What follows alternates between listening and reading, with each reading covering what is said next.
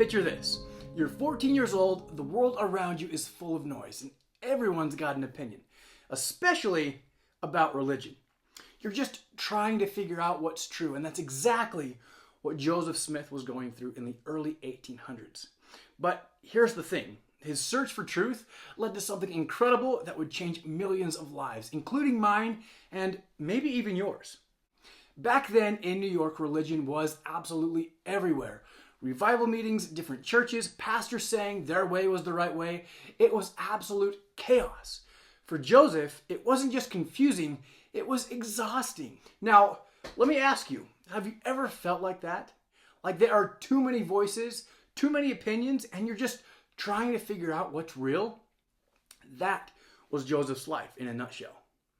But what he did next was bold, and it changed absolutely everything.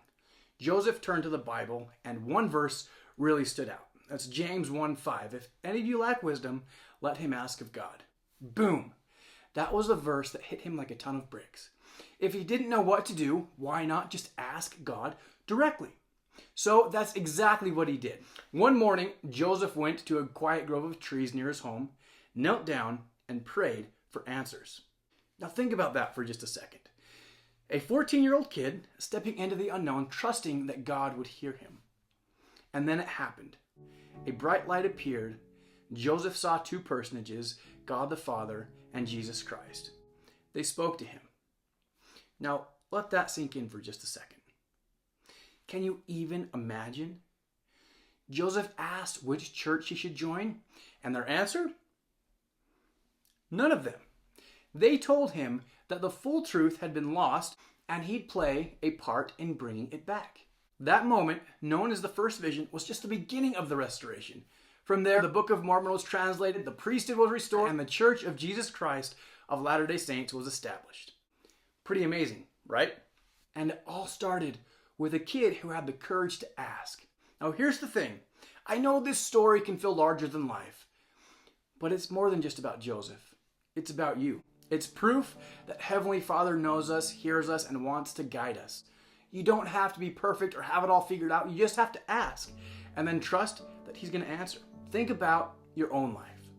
What questions do you have? What answers do you need? The first vision shows us that when we sincerely turn to our Heavenly Father, He shows up in our lives. Maybe not with a pillar of light, but in ways that we can recognize. So, what can you do this week to connect with Him? Could you read your scriptures a little more? Maybe just ask, what do I need to know right now? I promise if you ask with faith, your Father in heaven will answer you in ways you might not expect. But they'll be just what you need because He knows you. Thanks everyone for spending just a few minutes with me today. And remember, you're never alone in your journey. Your Heavenly Father knows you, He loves you, and He will answer you, just like He did for Joseph. Thanks again. We'll see you next time.